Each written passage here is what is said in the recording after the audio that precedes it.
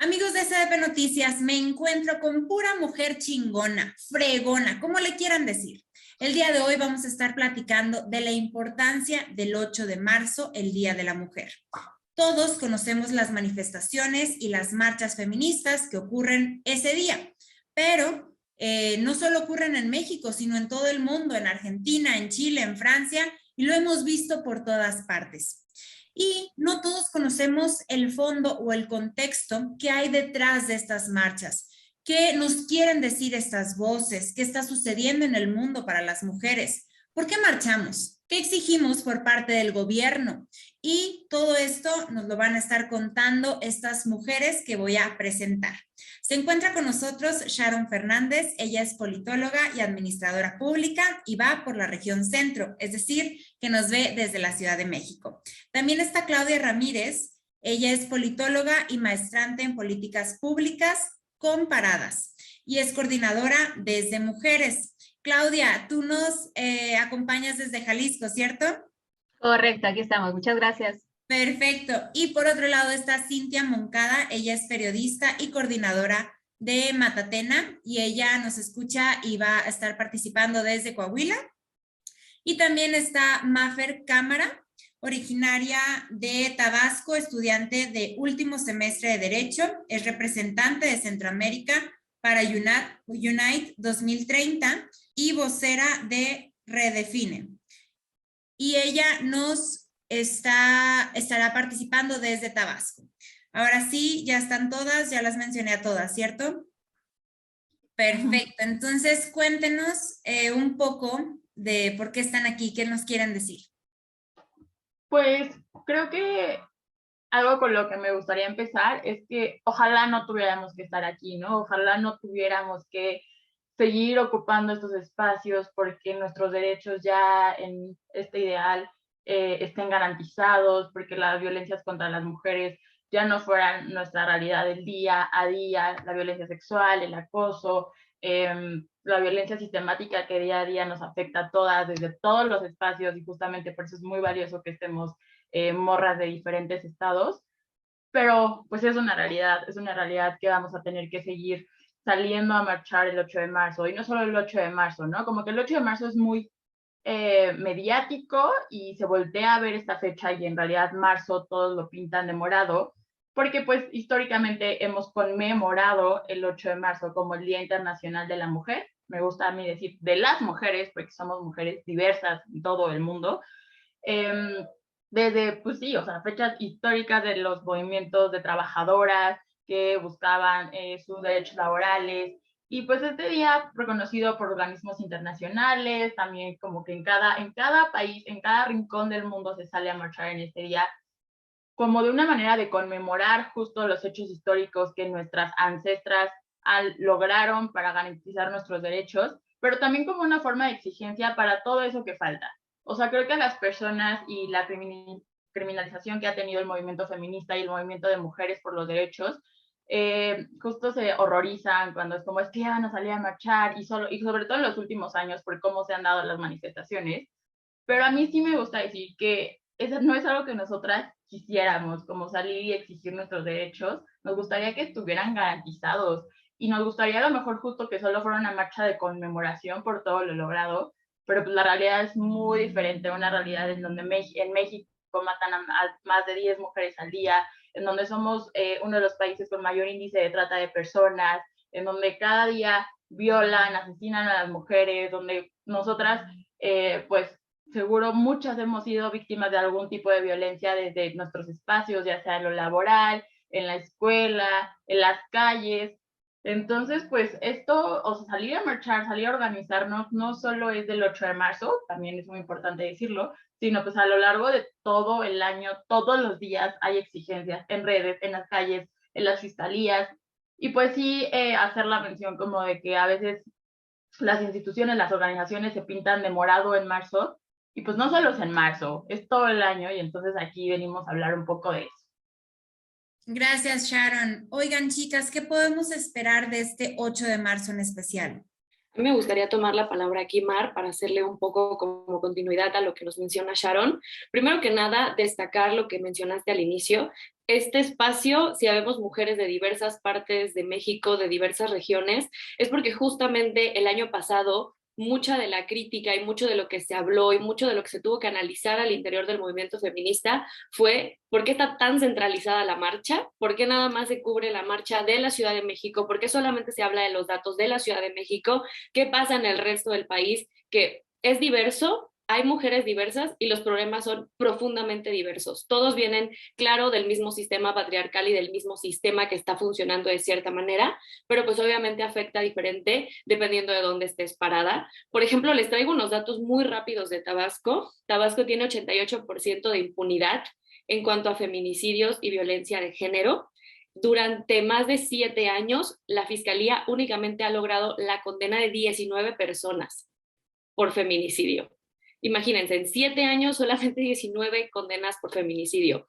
Realmente en el Estado el problema con muchos de los casos es que ni siquiera se tipifica el delito como feminicidio. Lo dejan como un homicidio únicamente, no se analiza a profundidad realmente qué fue lo que pasó y se permite esta impunidad. Este registro es del 25 de noviembre del año pasado, que pues obviamente muchas colectivas se pusieron en acción para buscar los datos concretos y realmente el registro que se tiene es de 158 feminicidios únicamente en el Estado. María Fernanda, me gustaría interrumpir un poco y decir, a ver si estoy en lo correcto. Al momento de que se le dicta que es homicidio, su condena es menor. Por eso es la importancia de que alcemos la voz y se le tipifique como feminicidio, porque entonces la condena aumenta, ¿cierto? Depende más bien de cada código penal de los estados. En el caso de Tabasco, la diferencia no es tan sustancial, pueden ser 2 o 3 años más o menos.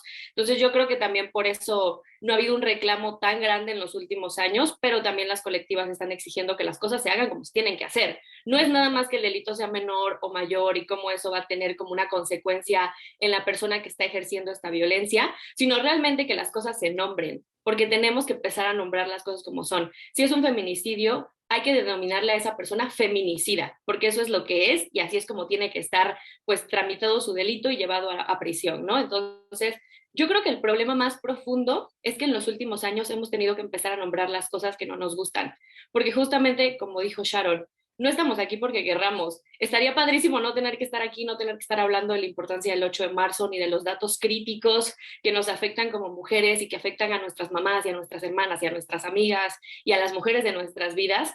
Estaría muchísimo mejor esperar el 8 de marzo como un día común y corriente, ir a la escuela, ir al trabajo normal, hacer mi día a día como lo van a hacer los hombres el 8 de marzo, pero no, no va a ser así, vamos a tener que ir a marchar, vamos a tener que salir a luchar, vamos a tener que ocupar espacios y lo crítico es que estos espacios se nos brindan en marzo, pero el resto de los meses del año tenemos que estar buscándolos, tenemos que estar luchando por estos espacios con uñas y dientes, porque si no, nadie nos va a voltear a ver y no nos van a permitir nombrar las cosas a como son. Entonces, considerando eso, considerando también problemas educativos que enfrentan las niñas, estaba leyendo que la Red de Mujeres Unidas por la Educación aquí en México advierte que 3 millones de niñas y jóvenes van a abandonar la escuela por el COVID, que simplemente no van a regresar, es un dato mayor al de los niños, y que justamente también en esta línea de cómo nos afecta el sistema, por si a alguien le queda dudas de que nos está afectando, no nada más en temas de seguridad de violencia, porque hay quienes todavía apuntan a que si ese es el problema, entonces es un problema general y nos afecta a todos porque la inseguridad en México está terrible,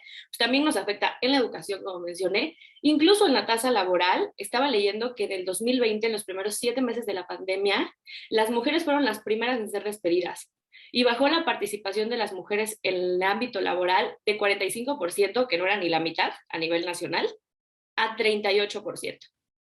Lo que significa que cuando la pandemia llegó y las empresas y los empleadores necesitaron, pues ahora sí que hacer fluidez, las primeras que sacaron de esto fueron las mujeres.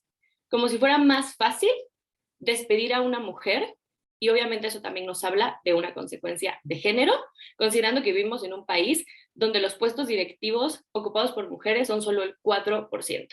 Entonces, pues es terrible y lo que podemos esperar este 8 es seguir peleando por esas mismas cosas, porque lamentablemente pasa un año completo y no vemos un cambio real, no vemos un cambio sustancial en nuestro estilo de vida, en la seguridad, en las calles y en ningún espacio que logremos ocupar.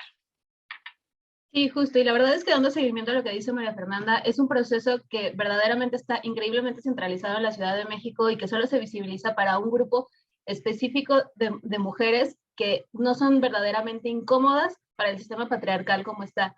Se ha visto como un avance en diferentes procesos de visibilización donde existe actualmente una paridad tanto en la Cámara de Diputados como en diferentes congresos locales. Sin embargo, cuando ya nos metemos a no solo los números, sino también a la sustancia técnica, a la sustancia de poder o de dinámicas al interior de los congresos, podemos ver que las mujeres siguen invisibilizadas o en un segundo espacio que puede llegar a ser como menos incómodo para muchas. Inclusive las personas que están o las mujeres que están ocupando estos espacios pueden llegar a ser como de algún tipo muy específico de físicamente o de relaciones políticas, etcétera, ¿no? Y justo dando el seguimiento a lo que se menciona, tan solo podemos ver que la violencia no está solo en la Ciudad de México al reconocer que 23 estados cuentan con alerta por violencia de género. Es la gran mayoría y que los tipos de violencia, si bien son diferentes, están muchísimo más estructurados en cuestiones de trata, desapariciones, explotación sexual, etcétera. En estados como el norte, en Jalisco, por ejemplo, hay como 1,217 mujeres desaparecidas actualmente en el estado de Jalisco, reconocidas como desaparecidas y no necesariamente no localizadas, cuando también tratamos con cuestiones en que las desapariciones entre mujeres y hombres son distintas. El hecho de que desaparezca un hombre normalmente puede significar que existe un proceso de esclavitud por el narcotráfico, o cuando vemos la desaparición de una mujer, podemos suponer que existe un proceso de trata de personas o de venta o de explotación sexual. Entonces, justamente los tratos que pueden significar en este tipo de cuestiones, es importante visibilizarlos. Y justo se aúna a lo que nos preguntabas, Mar, ¿qué podemos esperar este 8 de marzo? Al menos aquí en Jalisco, obviamente podemos esperar la gran marcha en la glorieta de las personas desaparecidas, autonombrada por la sociedad, porque pues antes era de los niños héroes y actualmente la sociedad la conoce y se ha apropiado de ella como la glorieta de las personas desaparecidas. Va a ser a las 3 de la tarde, pero justo creo que es este proceso en el que las familias van a estar al centro. Se conoce que las personas que normalmente buscan a sus familiares son mujeres, ya sea por el tiempo o por los procesos de cuidado, cuestiones estereotípicas también de esta parte, y porque son las que más invierten en cuestiones de comunidad, búsqueda y colectividad. A partir de eso, podemos también reconocer que va a haber mucho hartazgo, va a haber mucho enojo, va a haber mucho cansancio. El proceso de marzo, la verdad es que es muy exigente para las mujeres. Nos exigen a nosotras mismas que busquemos, que hagamos y que colectivicemos todo al mismo tiempo, y aparte que les hagamos procesos pedagógicos amigables para que lo entiendan. En lugar como de que, oye, Google ya existe desde hace un buen rato y la verdad es que yo lo uso bastante. Entonces creo que justo en esa parte es muy exigente para todas nosotras, y se está notando que muchas de las mujeres que han sido activistas durante mucho tiempo están increíblemente cansadas, están increíblemente hartas, y es normal, es natural. Entonces es como seguir exigiendo, seguir teniendo estos procesos y no necesariamente darse cuenta de las grandes victorias o pequeñas victorias que se han tenido. También será una constante en la plática del 8 de marzo. También inclusive tendremos como procesos de cuidado, etcétera, ¿no? Pero, gracias, Claudia. Gracias. Para las que nos escuchan por Spotify, ella es Claudia Ramírez, y ahora le voy a ceder el micrófono a Cintia Moncada. Ay. Yo creo que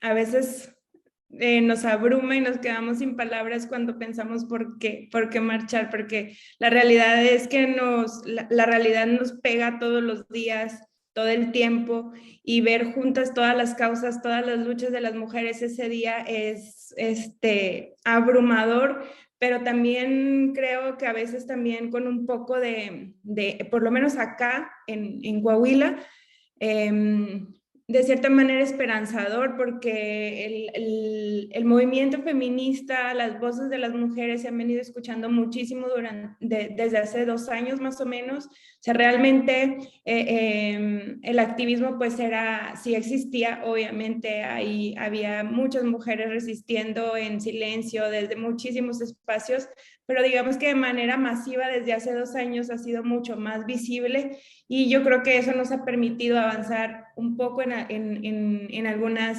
temas. Creo que acá la bandera de las madres de los desaparecidos nos dio muchísimo valor, nos empujó y abrió puertas. Bueno, no las abrió, las tuvo que derribar las madres de los desaparecidos para que nosotras también pudiéramos exigir y poner las causas de muchísimas colectivas, ¿no? Marchamos porque en días como hoy, que nos despertamos con una noticia de un feminicidio más en nuestro estado, no hay otra forma de decirlo. Marchamos acá porque tiene el Congreso de Coahuila una deuda enorme con las coahuilenses, porque aunque se logró la resolución de la Corte hace 182 días, a hoy 2 de marzo, pues en realidad no ha pasado nada. En realidad el Código Penal no se ha modificado, no hay infraestructura, el aborto no es seguro, legal y gratuito para las coahuilenses, aunque se dio este gran paso que pensamos que era, wow, o sea, ya estamos cerca, pero no, tenemos que seguir resistiendo, seguir exigiendo, seguir presionando, acompañando, que eso es súper importante, compartiendo información, y todos los días estar insistiendo que esto suceda, ¿no? Pensamos que, ya por fin lo logramos. Y realmente parece que damos un paso y avanzamos, quedamos un paso hacia adelante y retrocedemos 3, ¿no? Entonces, marchamos en Coahuila también porque es uno de los estados con mayores índices de embarazo infantil y adolescente, porque las niñas y adolescentes son quienes la población que es en su mayoría víctima de violencia sexual, porque las niñas no pueden estar seguras en su casa, que es uno de los lugares más inseguros para ellas, sus propias casas. Y la pandemia pues lo dejó evidente y obviamente lo agudizó. Entonces, hay muchas razones para marchar, hay muchas razones para salir este 8 de marzo. Pensamos que podríamos celebrar este 8 de marzo, que ya estaba avanzando el tema de la despenalización, y podría ser un 8 de marzo más festivo, pero no, en realidad no, y seguimos pues poniendo el cuerpo, nuestra energía, nuestro tiempo, abriendo puertas, empujándolas, tirándolas, porque no podemos, necesitamos mejores condiciones, necesitamos una vida mejor para las mujeres en general en Coahuila, para las niñas. Bueno, yo que soy madre, mi hija tiene 8 años y definitivamente necesitamos un mejor país para ellas. Entonces, es triste que, como las demás comentan, se nos exija tanto en estos días, y tanta energía y tanta compartir todo lo que se estudia, todo lo que se preparan, la mayoría de las veces sin una remuneración.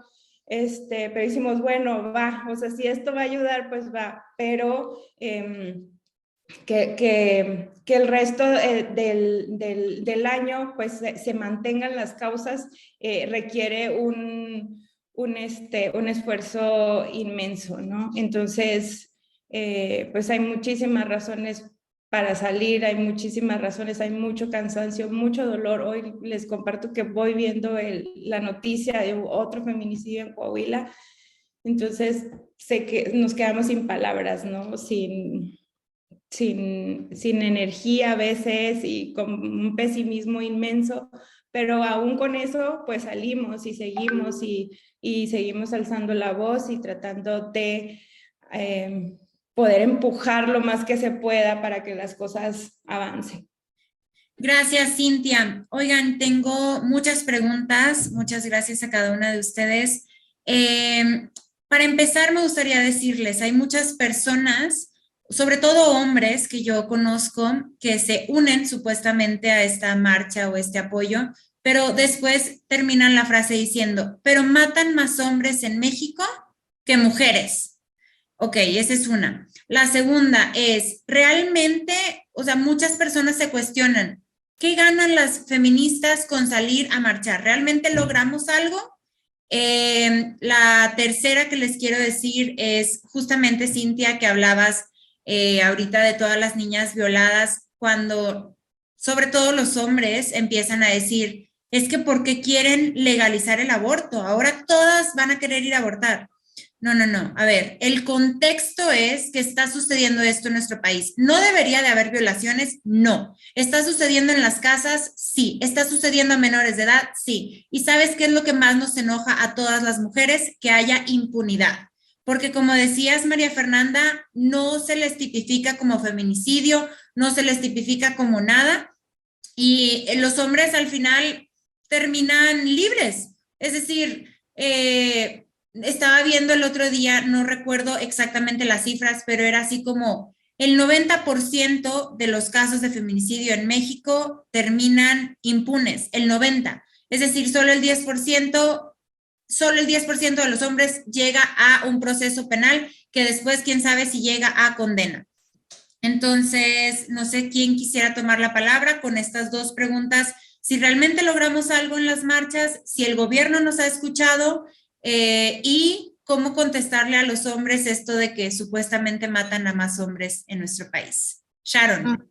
Yo tomaría la primera como si realmente las marchas y tomar las calles ha servido de algo al movimiento, sí. O sea, y creo que justo la conmemoración del 8 de marzo va de eso, ¿no? De cómo la organización de mujeres y las movilizaciones han permitido hacer cambios sistemáticos en la manera en que se reconocen nuestros derechos. Cabe mencionar que justo no todas las mujeres que salen a las marchas se asumen feministas, porque el término feminista viene con una carga y con una imposición por parte de la sociedad y por parte misma de las pioneras del feminismo, en la cual si te sales de una línea teórica, ya eres una mala feminista, ¿no? Y por eso también muchas feministas te nombran malas feministas, porque pues sí viene con una carga muy, muy, muy fuerte y muy desgastante, que justo como decía Clau, como decía Cin, llega a ser cansada, o sea, de verdad sí habemos muchas quienes estamos agotadas, como decía Cintia, como avanzamos y avanzamos y exigimos, y de repente te topas justo con noticias de desaparecidas, de feminicidios, de violaciones, que están en el día a día porque es la realidad.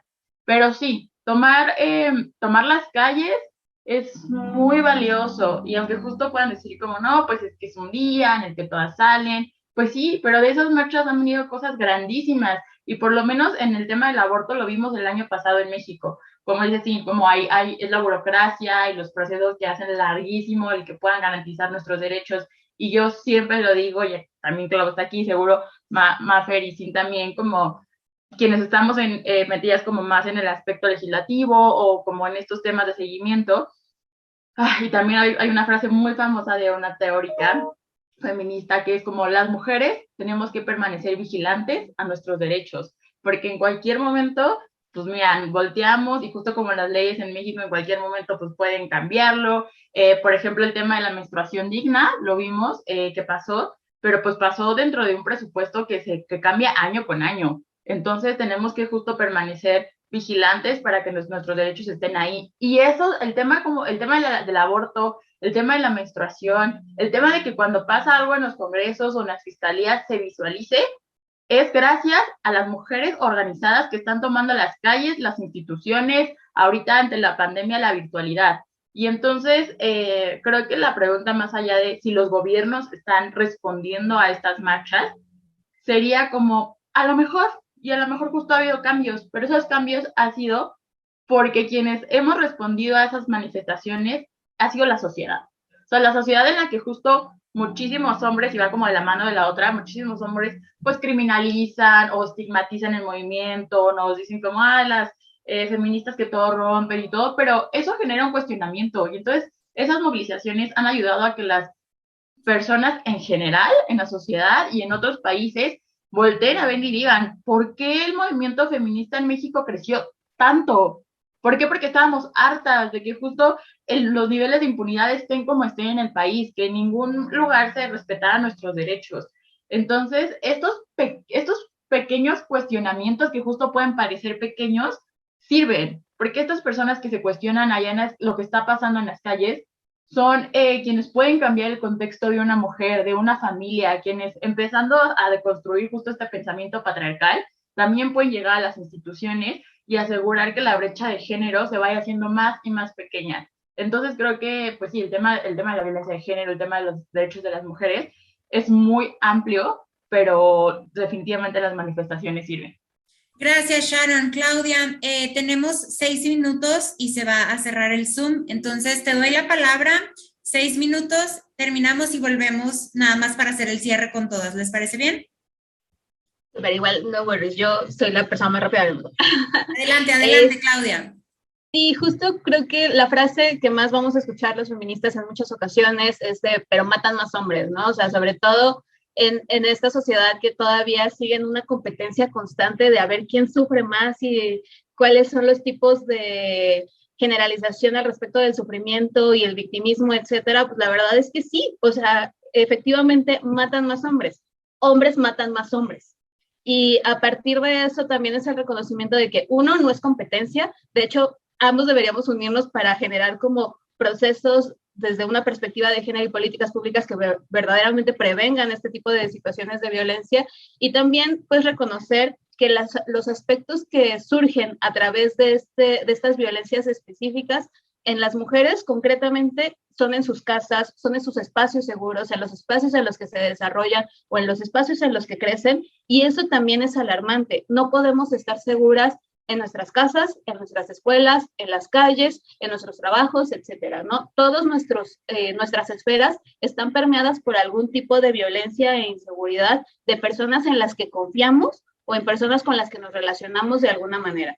Normalmente esto impacta de alguna forma porque pues no tenemos espacios de seguridad, mientras que los hombres pueden llegar a tener espacios de seguridad o espacios de cuidados muchísimo más específicos o muchísimo más cercanos que muchas veces mujeres les proveemos de alguna manera.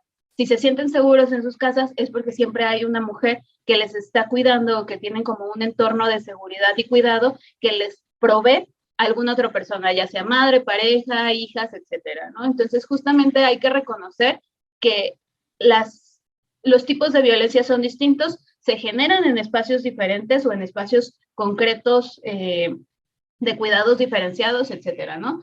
Y justo a partir de esto y a partir de las exigencias, y como bien menciona Sharon, a mí me gustaría más irme como a una cuestión de más subjetiva al respecto de qué sucede en las marchas o si se logra algo en las marchas, pues para empezar se toca el tema.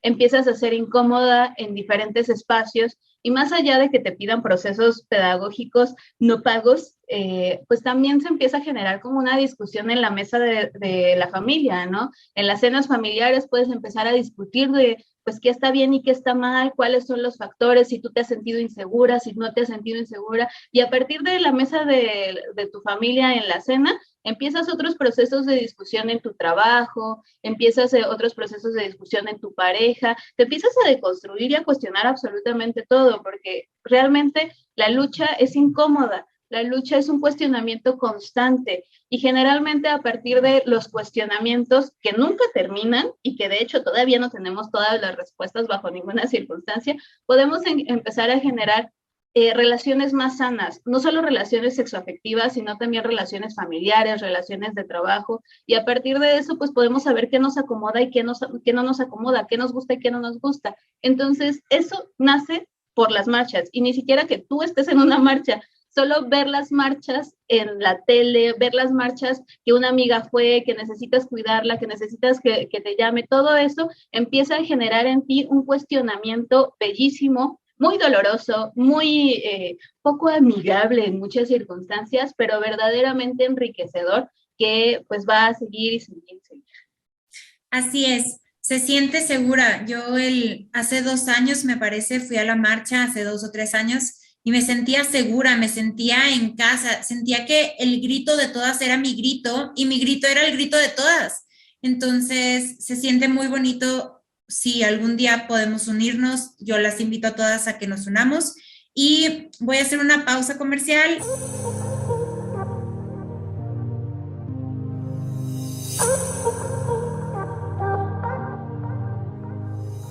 Ok, entonces ya nada más para cerrar, cada una me podría ir diciendo con qué se queda para este 8 de marzo. A mí me gustaría tomar un poquito la palabra aquí, retomar bastantes de los puntos que mencionaron tanto Claudia como Sharon como Cintia también en su intervención pasada. Algo que sí me gustaría que pudiéramos reflexionar, que yo misma he tardado muchísimo en poder hacer esta reflexión y no sentirme mal conmigo misma por hacerla, es que debemos de dejar de fiscalizarnos nuestro feminismo entre nosotras mismas.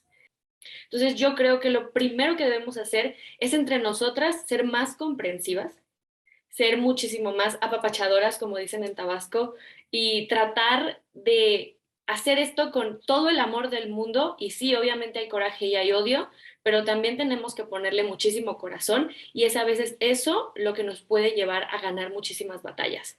También hablando sobre la importancia de las marchas, es que independientemente de si con las marchas se lograra o no se lograra nada, sigue siendo nuestro derecho salir a marchar el día que querramos y sigue siendo nuestro derecho tomar las calles el 8 de marzo y el 9 y el 10 y el día que se nos dé la gana, porque es un derecho humano.